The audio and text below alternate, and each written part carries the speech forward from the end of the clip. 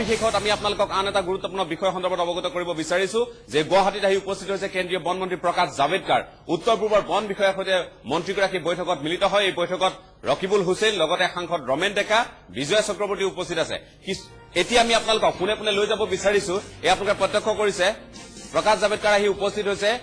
আমি আপোনালোকক পোনে পোনে লৈ যাব বিচাৰিছো। বিশেষ আলোচনা অনুষ্ঠিত হৈছে আৰু আলোচনাৰ পিছত এই সংবাদমেলৰ আয়োজন কৰিছে। পোনে পোনে আপোনালোকক এই সংবাদমেললৈ লৈ যাব বিচাৰিছো।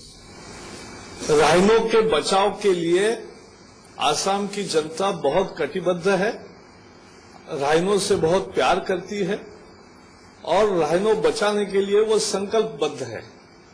और सरकार का दायित्व है कि लोगों के इस हौसले को बुलंद करेंगे और इसको आगे ले जाएंगे।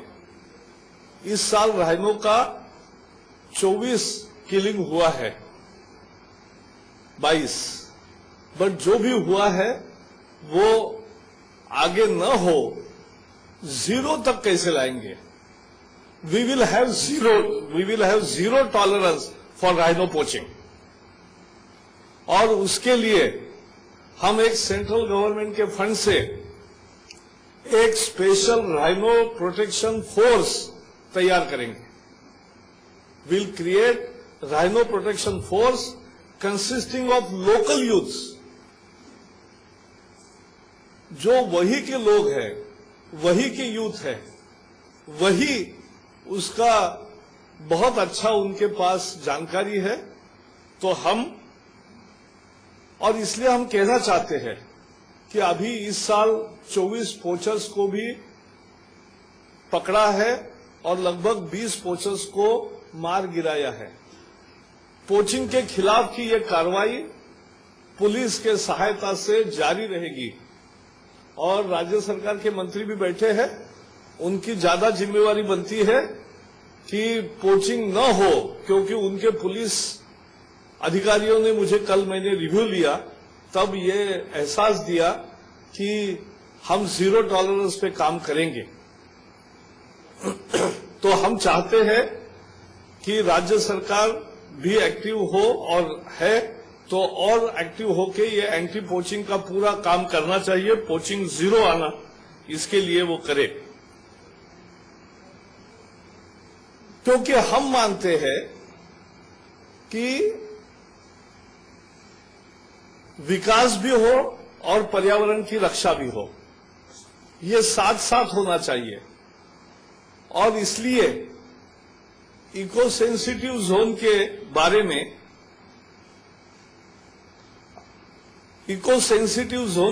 में सीमांकन करना, सीमा का रेखांकन करने का काम मैंने अभी पूरे नॉर्थ ईस्ट के 8 राज्यों का बैठक अभी किया पीसीसीएफ के साथ, और उनको कहा है कि इको सेंसिटिव सीमा का रेखांकन जल्दी करिए ताकि हम उसको मान्यता दे। राइनो के लिए पहले मैं बताता हूं, फिर बाकी मुद्दों के बताता हूं, फिर एक आध दो क्वेश्चंस लेते हैं, क्योंकि मुझे फ्लाइट भी पकड़नी है। मैंने सरकार से कहा है कि जो एनक्रोचमेंट नहीं है उसका कोई मुद्दा नहीं है, लेकिन अगर जंगल के एरिया में जंगल प्रोटेक्शन के आड़े आने वाला कुछ एनक्रोचमेंट है तो उसके बारे में जरूर वो जानकारी करे और उस पर कुछ जो कार्रवाई आवश्यक है वो करे। हम एक राइनो पोचिंग का एक 6 महीने अभी कैसे चलता है, ये जो अभी सारे एफर्ट्स राज्य के, केंद्र के और सब मिलके कैसा करते हैं वो देखेंगे। और साथ ही साथ एक राइनो पोचिंग के खिलाफ कैसी कारगर कार्रवाई होनी चाहिए, क्योंकि ये सवाल आसाम में ज्यादा है, लेकिन बंगाल में और उत्तर प्रदेश में जहां भी राइनो है वहां मुद्दा होता है। और इसलिए एक टास्क फोर्स का भी हम गठन करेंगे कि जो राज्यों से भी बात करेगा, लोगों से भी बात करेगा, और फिर वो कैसे राइनो पोचिंग को रोकने का एक इफेक्टिव कार्यक्रम कैसे बनेगा वो हम करेंगे। तो राइनो के लिए इतना है।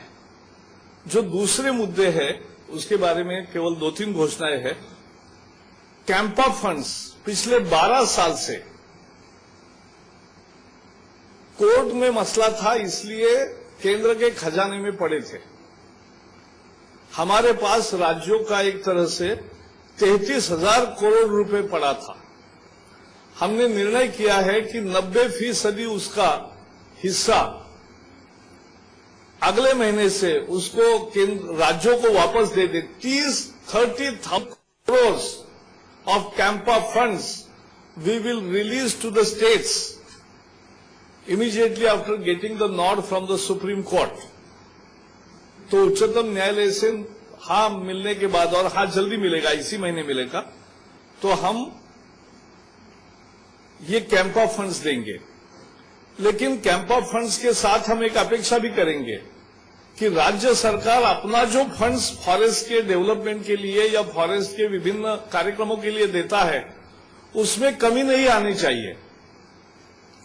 अगर समझो कोई राज्य अपने आय का 5% फॉरेस्ट पे खर्च करता है, तो वह आने वाले दिनों में भी 5% रहना चाहिए। नहीं तो केंद्र से पैसा मिला और इसलिए अभी 2-3 साल पैसा ही नहीं देंगे, ऐसा नहीं करना चाहिए। तो ये सभी राज्यों को हम कह रहे हैं। और दूसरा एक है कि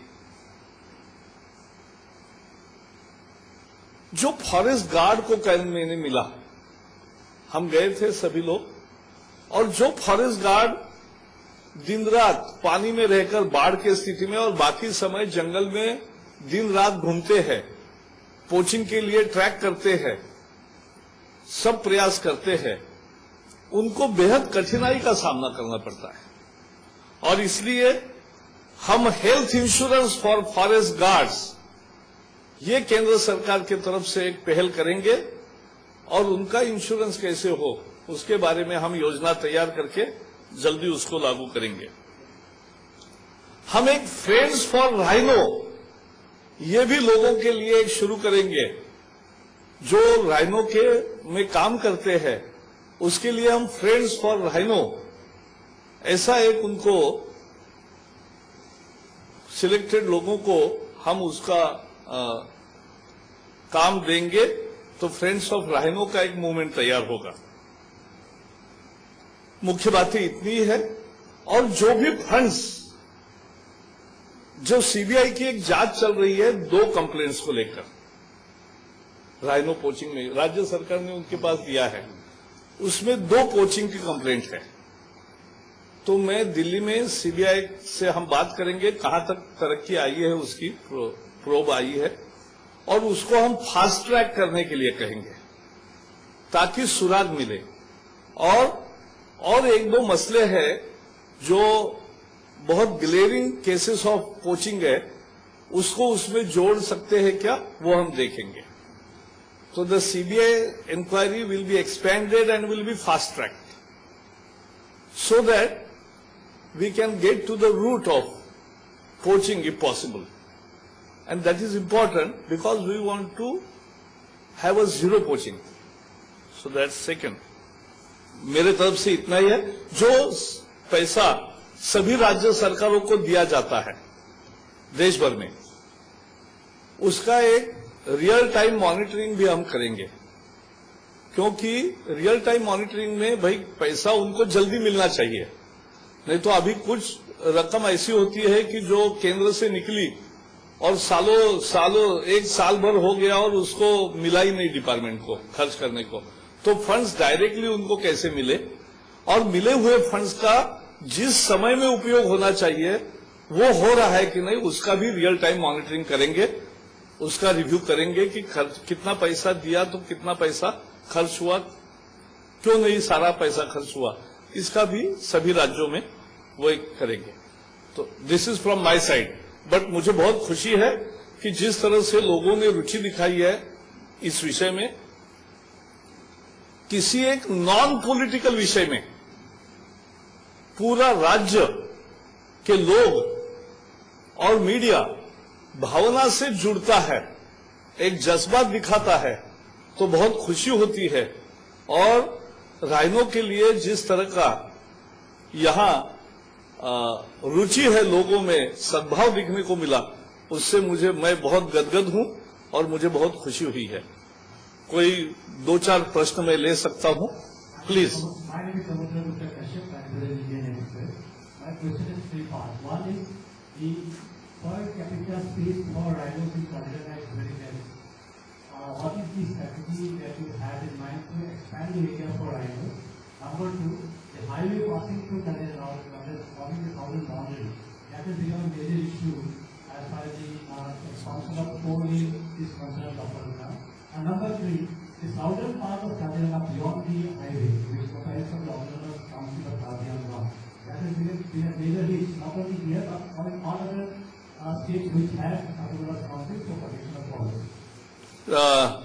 एक तो सही है कि राइनो की पॉपुलेशन बढ़ी है, तो इसलिए जो 2 स्क्वायर किलोमीटर का पर राइनो का एरिया चाहिए वो अब 1.4 पे आ गया है। हाँ, 0.2 होता है तो वो बहुत कम हुआ है। तो वो जो है, इसलिए उसको कैसे बढ़ाने का कल एक रात में मीटिंग हुई है जिसमें ये सारे इश्यूज की चर्चा हुई है, लेकिन उसकी कार्य योजना होने पर मैं आपको बताऊंगा। Because while things are under consideration, let it be under consideration, we'll work upon it and then we'll come out with solution. जहां तक हाईवे की बात है, हाईवे को बंद करने का मुद्दा कभी नहीं है, लेकिन 6 कॉरिडोर है जहां से प्राणी गुजरते हैं, बाघ हो, एलिफेंट हो या राइनोज हो, जाते हैं। उसके 6 ट्रैक्स मालूम है। उसके लिए बहुत खर्चीली नहीं, लेकिन एकदम 100% प्रभावी योजना तकनीक के आधार पर, नए सूचना के तकनीक के आधार पर वो हम सोचा है, और उसके भी काम करके जब निर्णय होगा आपको बताएंगे। But we have already considering all these issues which you have brought to the notice. Thank you.